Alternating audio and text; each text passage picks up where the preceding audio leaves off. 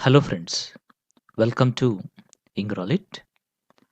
ఈ క్లాస్‌లో మనము పొయిటికల్ టైప్స్ లేదా ఫార్మ్స్ ఆఫ్ పొయిట్రీ అనేటువంటి ఇంపార్టెంట్ టాపిక్స్ గురించి డిస్కస్ చేసుకుందాము.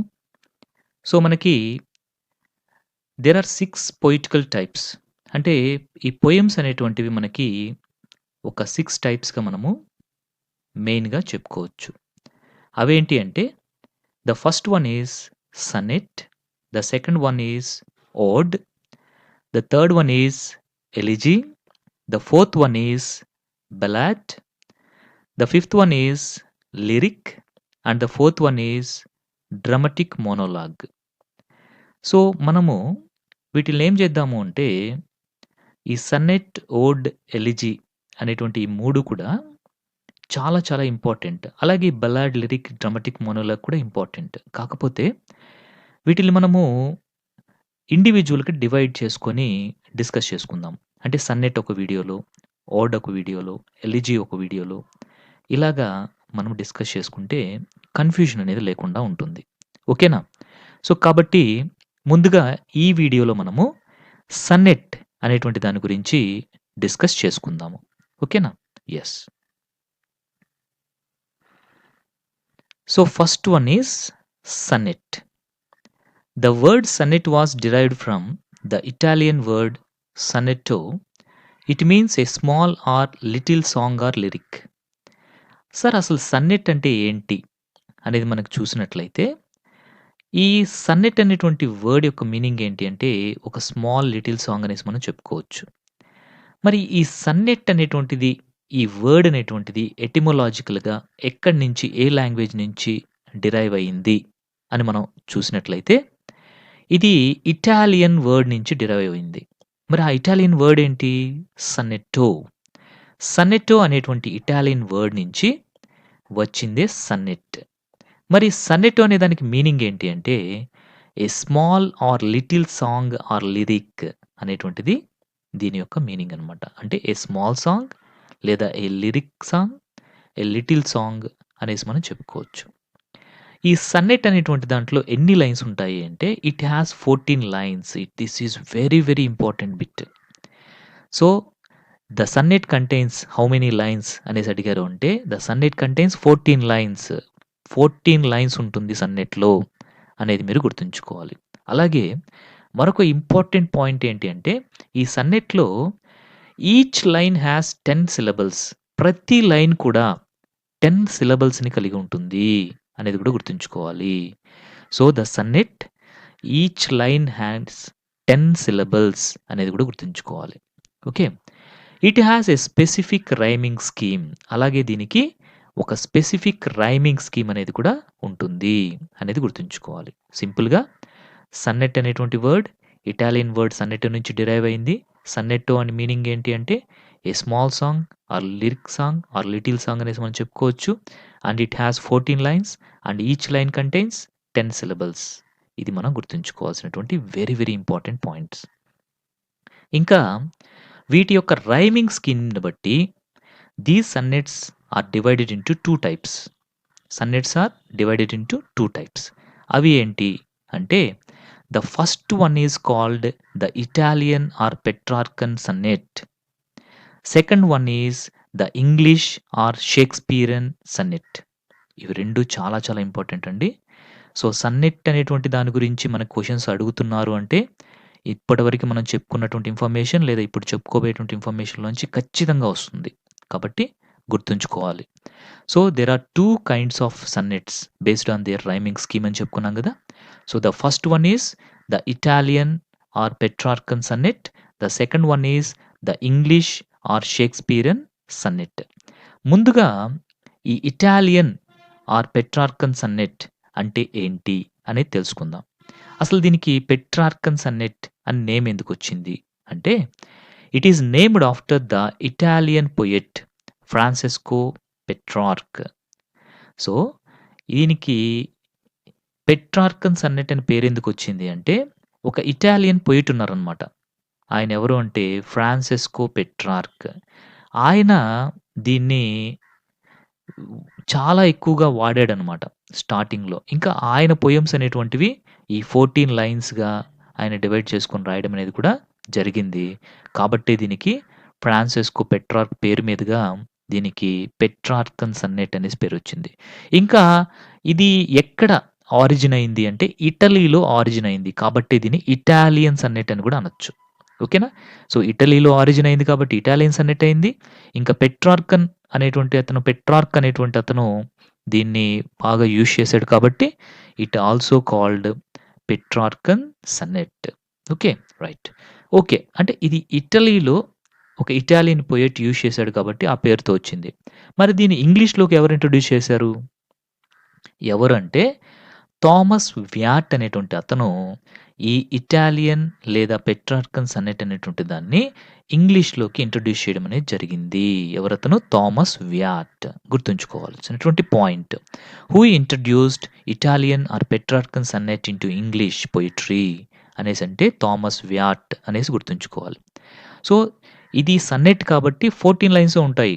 అది ఇటాలియన్ సన్నెట్ అయినా కానీ, లేదా షేక్స్‌పియర్ సన్నెట్ అయినా, ఇంగ్లీష్ సన్నెట్ అయినా ఏదైనా కానీ సన్నెట్ అంటే 14 లైన్స్. ఇది మాత్రం చేంజ్ కాదు. ఇంకా ఈ ఇటాలియన్ సన్నెట్ అనేటువంటిది లేదా పెట్రార్కన్ సన్నెట్ అనే దాంట్లో 2 భాగాలుంటాయన్నమాట. It composed of 2 parts. The first one is octave అంటే 8 lines. The second one is sestet అంటే 6 లైన్స్. అంటే ఇందులో ఉన్నటువంటి 2 పార్ట్స్ ఈ 14 లైన్స్‌ని 2 పార్ట్స్‌గా డివైడ్ చేస్తారనమాట పొయెట్. సో, ఫస్ట్ పార్ట్ కింద 8 లైన్స్ అనేటువంటివి ఉంటుంది. ద నెక్స్ట్ సెగ్మెంట్ కింద 6 లైన్స్ అనేటువంటివి ఉంటాయి. సో, ఈ 8 లైన్స్ స్టాంజాని వచ్చేసి ఏమంటారు అంటే ఆక్టేవ్ అనేసి అంటారు. మనం ఇంతకుముందు స్టాంజా టైప్స్‌లో చెప్పుకునేటప్పుడు చెప్పుకున్నాం గదా! యెస్. అలాగే 6 లైన్స్ స్టాంజాని 6 లైట్ సెగ్మెంట్‌ని ఏమంటాము అంటే సెస్టెట్ అనేసి అంటాం. ఇక వాటికి రైమింగ్ స్కీమ్ కూడా పర్టిక్యులర్‌గా ఉంటుంది. అదేంటి అంటే ఏబీబీఏ, ఏబీబీఏ అనేటువంటిది ఆక్టేవ్‌కి ఉన్నటువంటి రైమింగ్ స్కీమ్ అయితే, ఇక సెస్టెట్‌కొచ్చేసి సీడీఈ, సీడీఈ అనేటువంటి ఫిక్స్‌డ్ రైమింగ్ స్కీమ్ అనేటువంటిది ఉంటుంది. ఇది కూడా గుర్తుంచుకోవాలి. This is the rhyming scheme of octave and rhyming scheme of sestet. Okay. So, ఆక్టేవ్‌కి ఏబీబీఏ, ఏబీబీఏ అనేసి ఉంటుంది. సెస్టెట్‌కొచ్చేసి సీడీఈ, సీడీఈ అనేసి ఉంటుంది. ఓకేనా? రైట్. సో, ఇప్పటివరకు మనము the Italian or Petrarchan Sonet గురించి డిస్కస్ చేసుకున్నాము. ఇప్పుడేం చేద్దాము అంటే ఇంగ్లీష్ సన్నెట్ గురించి డిస్కస్ చేసుకుందాం. సో, ఈ ఇంగ్లీష్ సన్నెట్‌కే మరొక పేరేంటి? షేక్స్‌పియరన్ సన్నెట్ అనేసి కూడా అంటాం. షేక్స్‌పియర్ మనకు తెలుసు కదా! So, the great dramatist and the great poet in English literature. So, అలాంటి ఆయన పేరు మీదుగా దీన్ని షేక్స్‌పియరన్ సన్నెట్ అని కూడా అంటారు. ఎందుకు సార్ దీన్ని షేక్స్‌పియరన్ సన్నెట్ అంటారు అంటే because he used it. He popularised this version. So, ఈ సన్నెట్ అనేటువంటి దాన్ని షేక్స్‌పియర్ ఇంగ్లీష్‌లో చాలా ఎక్కువగా యూజ్ చేశాడు, పాపులర్ చేశాడు కాబట్టి ఆయన పేరు మీదుగా దీన్ని షేక్స్‌పియరన్ సన్నెట్ అని కూడా అంటారనమాట. ఓకేనా? రైట్. మరి దీంట్లో ఉన్నటువంటి క్వాలిటీస్ ఏంటి? ఈ ఇంగ్లీష్ సన్నెట్ లేదా షేక్స్‌పియర్ సన్నెట్‌కి ఉన్నటువంటి క్వాలిటీస్ ఏంటి అనేది కూడా డిస్కస్ చేసుకుందాము. దానికి ముందు ఈ సన్నెట్‌ని ఎవరు డెవలప్ చేశారు అంటే henry Howard earl of survey. ఓకేనా? సో, హెన్రీ హోవర్డ్ అనేటువంటి అతను ఈ ఇంగ్లీష్ లేదా షేక్స్‌పియర్ సన్నెట్‌ని డెవలప్ చేసినటువంటి వాటిల్లో ముఖ్యుడనమాట. ఇంకా ఈ సన్నెట్ అనేటువంటిది డెవలప్ చేసిన తర్వాత పాపులర్ చేసింది ఎవరు అంటే విలియం షేక్స్‌పియర్. అందుకనే దీన్ని షేక్స్‌పియరన్ సన్నెట్ అని కూడా అంటారు. ఓకేనా? సో, ఇక్కడ కొంచెం తేడా ఉంటుంది చూడండి. డిఫరెన్స్ ఉంటుంది. అంటే మనకి ఈ ఇటాలియన్ సన్నెట్‌కి, ఇంకా ఈ ఇంగ్లీష్ సన్నెట్‌కి డిఫరెన్స్ ఏంటి అంటే, ఇక్కడ కూడా దీనికి 14 లైన్సే ఉంటాయి. ఈ ఇంగ్లీష్ లేదా షేక్స్‌పియర్ సన్నెట్‌లో కూడా దీనికి ఎన్ని లైన్స్ ఉంటాయి? 14 లైన్సే ఉంటాయి. కాకపోతే ఇక్కడ మనకి పెట్రార్కన్ సన్నెట్‌లో ఏంటి 8 లైన్స్ అనేటువంటిది ఆక్టేవ్‌గా ఒక పార్ట్‌గా డివైడ్ చేశాము. మిగతా దాన్ని 6 లైన్స్‌గా డివైడ్ చేశాం కదా! ఇక్కడ అలా కాదనమాట. సో, ఇక్కడ ఎలా డివిజన్ అనేది ఉంటుంది అంటే 3 క్వార్టెన్స్ అనేటువంటివి ఉంటాయన్నమాట. 3 క్వార్టెన్ అంటే ఏంటి? I said you in the stanzas time. Stanzas గురించి మనం ఎక్స్‌ప్లెయిన్ చేసుకునేటప్పుడు క్వార్టెన్ అంటే 4 లైన్ స్టాంజా ఈస్ కాల్డ్ క్వార్టెన్ అనేసి మనం చెప్పుకున్నాం కదా! సో, 3 క్వార్టెన్స్ అంటే 4 లైన్స్ ఉండేటువంటి స్టాంజాస్ 3 ఉంటాయన్నమాట. అంటే 3 ఇంటూ 4 12 లైన్స్ ఉంటాయి. సో, దీని యొక్క రైమ్ స్కీమ్ ఏంటి అంటే AB AB, CD CD, EF EF. చూడండి చాలా ఈజీగా గుర్తుపెట్టుకోవచ్చు. AB AB, CD CD, EF EF. And a couplet. So 12 lines పోతే ఇంక మనకేముంది? ఒక కప్లెట్. కప్లెట్ అంటే కపుల్ అని గుర్తుపెట్టుకోమన్నాను. కప్లెట్ కపుల్ అంటే 2 లైన్స్ ఉంటాయన్నమాట. సో ఈ 2 లైన్స్‌కొచ్చేసి జీజీ అనేటువంటిది రైమ్ స్కీమ్ కింద వస్తుంది. ఓకేనా? సో ఇప్పుడు మీరు గుర్తుంచుకోవాల్సినటువంటి విషయం ఏంటి అంటే, వీటి రెండిటి పైన మనకి బిట్స్ అనేటువంటివి ఏ విధంగా అడగొచ్చు అనేది ఒక్కసారి మనము కాన్సంట్రేట్ చేయాల్సినటువంటి విషయం. ఓకేనా? సో ఫస్ట్ నుంచి మనము బిట్స్ ఏ విధంగా అడగొచ్చు అనేది ఒక్కసారి చూద్దాం. ఓకేనా? The word sonnet was derived from which language అంటే Italian language. And which word అంటే sonetto. And what is the meaning of sonetto అంటే a small song or a little song or a lyric song is called sonetto అనేసి చెప్పుకోవచ్చు. Next, how many lines does the sonnet contain? How many lines does the sonnet contain? 14 lines. How many syllables does each line contain in A Sonet అని అడిగారనుకోండి, 10 syllables. ఎన్ని syllables? 10 syllables.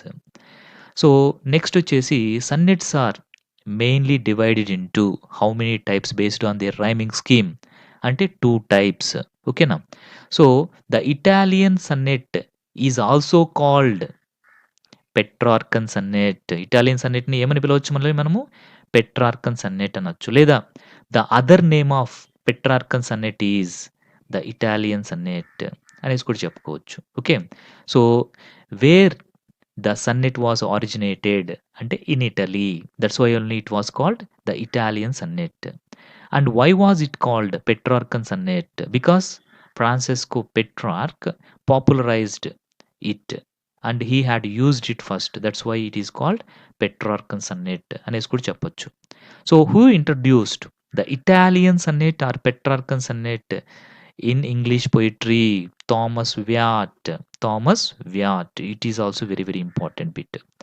తరువాతది very very important thing ఏంటంటే the Italian sonnet is divided into how many parts? 2 parts. What is the first segment or first division of Italian sonnet? Octave. The octave contains how many lines? 8 lines. And what is the rhyme scheme of octave? ABBA, ABBA. And what is the second segment of Italian sonnet or Petrarchan sonnet? The second division is called sestet. It contains how many lines? It contains 6 lines. And what is the rhyme scheme of that sestet? CDE, CDE. ఇలా అడుగుతారు. మరి ఈ Shakespeare Sonet పైన ఎలా అడగచ్చు అంటే the Shakespearean sonnet is also called the English sonnet. English sonnet అన్నా Shakespeare sonnet అన్నా రెండు కూడా ఒకటే. And who developed the English sonnet? Henry Howard, who was the Earl of Surrey. So Henry Howard అనేటువంటి అతను ఈ ఇంగ్లీష్ సన్నెట్ అనేటువంటి దాన్ని డెవలప్ చేశాడు. Who popularized the English sonnet? William Shakespeare popularized. Okay. So William Shakespeare popularized this English Sonet.